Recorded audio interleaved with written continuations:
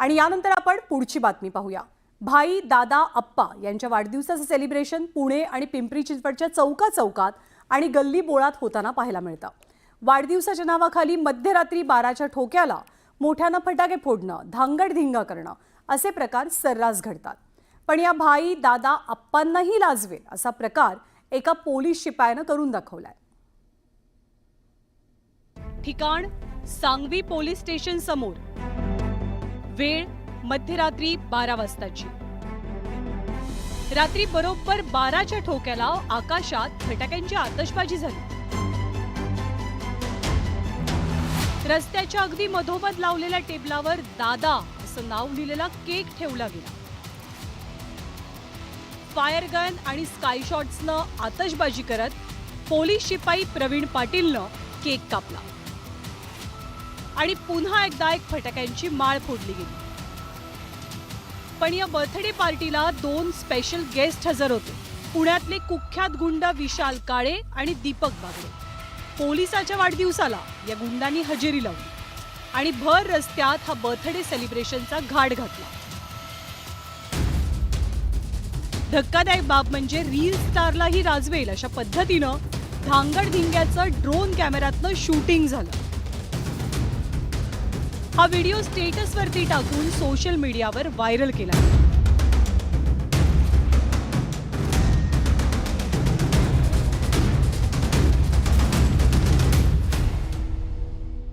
हा व्हिडिओ समोर आल्यावरती सर्व स्तरातनं संताप व्यक्त होतोय। सर्वसामान्यांचे रक्षण करते असलेले पोलीसच गुंडांसोबत मध्यरात्री असा हैदोस घालणार असतील तर गुंडांना चाप बसणार कसा हा सवाल उपस्थित होतो। प्रवीण पाटील यांच्यासोबत विशाल काळे आणि दीपक बागडे हे सराईत गुन्हेगार असून त्यांच्यावर मारहाण आणि खुनाचा प्रयत्न असे गुन्हे दाखल असल्याची माहिती पोलिसांनी दिली। एकीकडे बीडमध्ये पोलीस आणि गुंडांचं साटलोटं समोर आलेलं असताना सुसंस्कृत मानल्या जाणाऱ्या पुण्यातही असा प्रकार समोर आल्यामुळे खळबळ उडाली।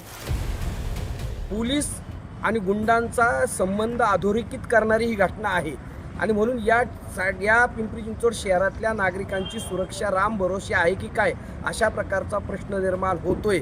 या ठिकाणी पिंपरी चिंचवड हद्दीतील पोलीस अधिकारी, पोलीस कर्मचारी तसेच गुंडांच्या टोळ्या यांचं संगनमत हे अधोरेखित या घटनेवरून होतंय। याचे नेमके आका कोण आहेत याची चौकशी झाली पाहिजे। सगळं शहर झोपलेलं असताना गुंडांसोबत पोलिसांनी घातलेल्या हैदोसानंतर बर्थडे बॉय पोलीस अंमलदार प्रवीण पाटील याच्यासह अंमलदार विवेक गायकवाड, सुहास डंगारे, विजय मोरे यांचं तडकाफडकी निलंबन झालंय। पोलीस आयुक्त विनय कुमार यांनी कारवाईचा बडगा उगारलेला असला तरी पोलीस स्टेशनच्या दारातच हे सगळं होत असताना इतर पोलिसांचे कान आणि डोळे बंद होते का हा प्रश्न आता सगळ्यांना पडलाय।